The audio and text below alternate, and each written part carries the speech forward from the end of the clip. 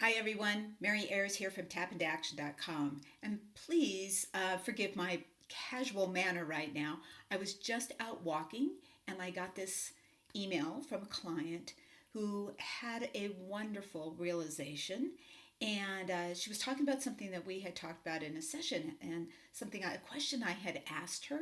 And I thought, my gosh, I don't think I've ever done a video on this technique, and I think that it would be really helpful, especially from the work that I've seen my clients do.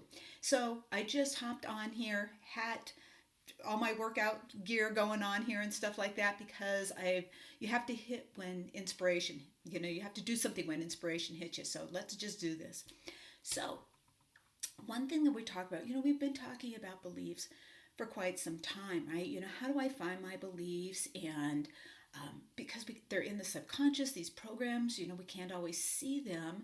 And so we ask questions like, where did I get this belief? And when did it first happen? And sometimes we just don't know. We can't come up with it. But I ask a little different question also. And let me tell you, not only ask you the question, I want you to see how this progressed.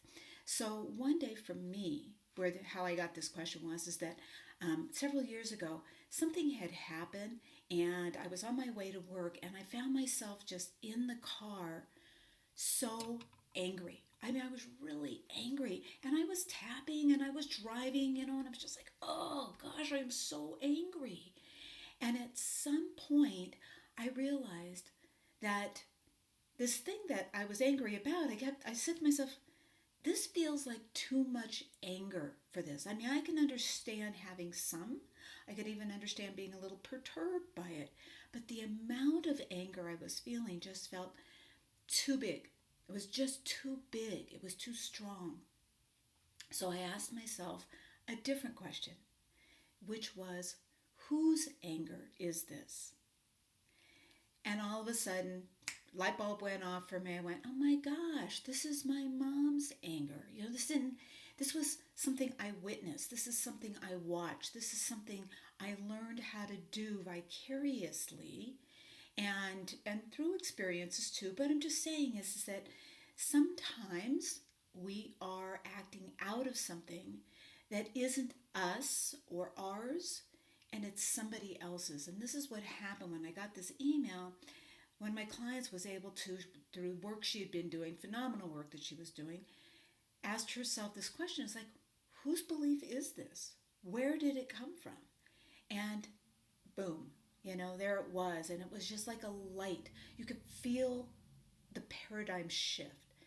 And mind you, it wasn't just the question, it was just the fact that through all the work that you do, sometimes a little piece is constantly shaved off and a new awareness comes to you in this way, and it makes a huge difference. And then you're suddenly, from that new paradigm shift, you're able to do something different or see things differently. All of a sudden they're available to you. So how would one tap on that, you might ask? And it's that when you're in that place, and it can be anger. It was for me, but it could be sadness. It could feel defeated. It could be feelings of feeling defeated or hopelessness. And the point is that it's a different question. Not only is this mine, but we're going to broaden it out there. Whose could it be? Who might own this? Right? So really, it's kind of an in the moment tapping. So you're consumed with the feeling, you're feeling it, maybe you're even feeling anxious. It can be anything, it really can. It's just an additional question to ask yourself that would help you in your detection work, just trying to find, where do these things come from?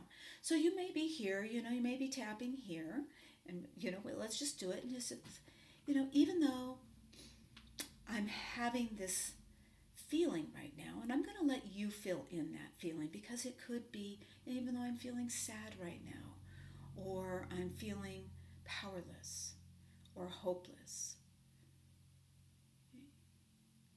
and I can feel it all through my body.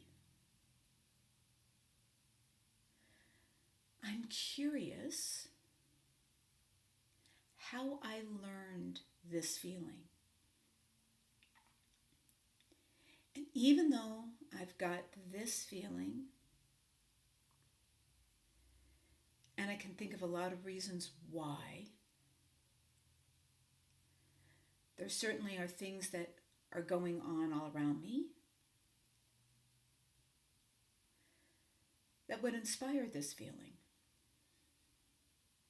I certainly could point to any particular thing happening and say, that's why I have this feeling. But I wonder if it's possible that there could be many reasons for the beliefs that we carry. And I wonder if it's possible I could be carrying somebody else's feelings with me right now. And I wonder whose feelings this belongs to.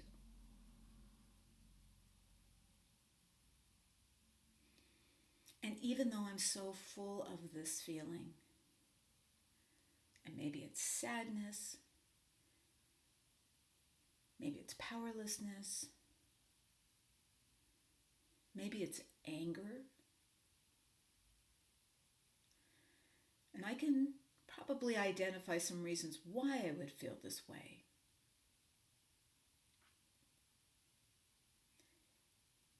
I could also ask myself, whose feelings are these? What did I see and hear? Is it possible I could be modeling somebody else's way of being?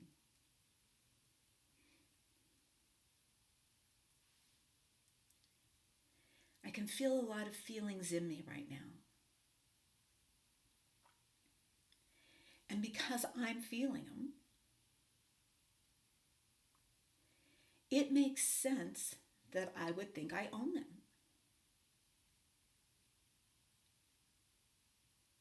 And because I've felt these feelings before, and because I can identify things that might cause these kinds of feelings,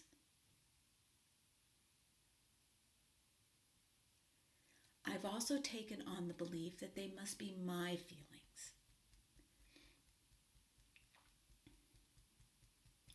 After all, I can feel them in my body. It's in my stomach. And by the way, you can tap with a hat on. I'm realizing this now. I can feel it in my chest. I can feel it in my neck, in my throat. My body is definitely experiencing these feelings now.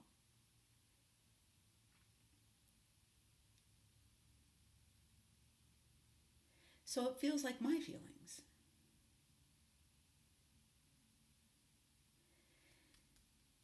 But if I asked myself this other question, whose feelings are these? Who comes to mind? Whom did I see have these feelings?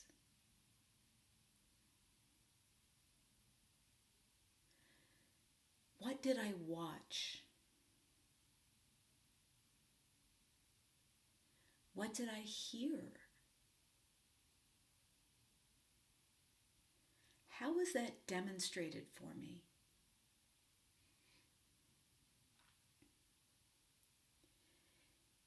Because modeling is a really powerful tool.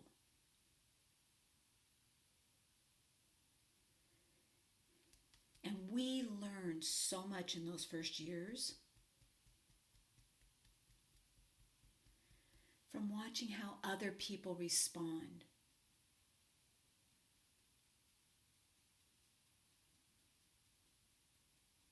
And then we think that's the right way to do it. Well, maybe right is too strong of a word,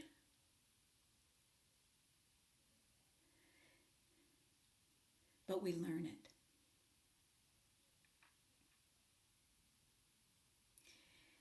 So when I can take that out and look at it, I may come to recognize that I've been carrying somebody else's stuff around.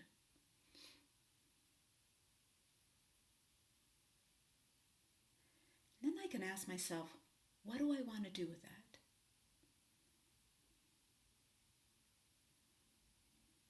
Do I want to keep that belief?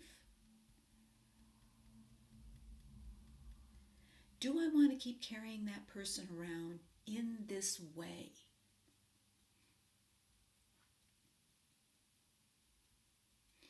Is that belief still even true?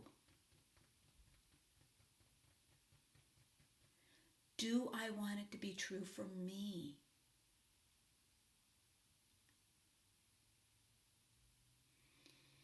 What would I rather believe?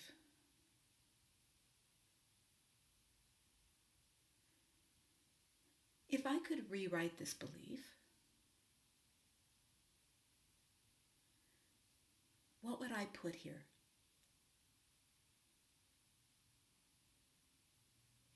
Who would be a good model? I wonder how it would feel to have that belief. I wonder how I would carry it around in my body.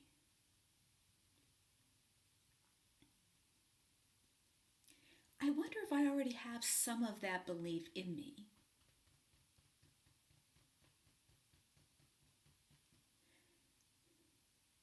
And if I spent more time with it,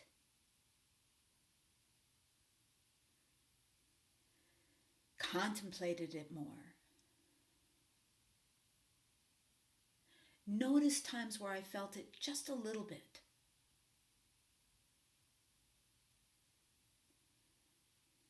I wonder what it would be like to walk around with the beginning of that belief.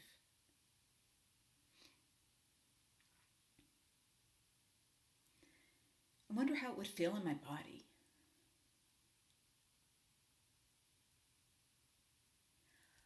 I wonder who I would notice who's modeling that belief. Or those kinds of beliefs. What if I was beginning to own it? And it became mine.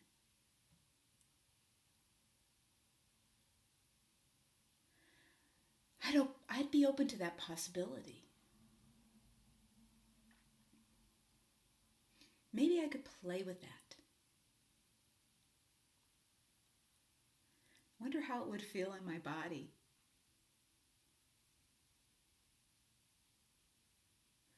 I'm open to it. I think it could catch on. What if it became just like it had always been there?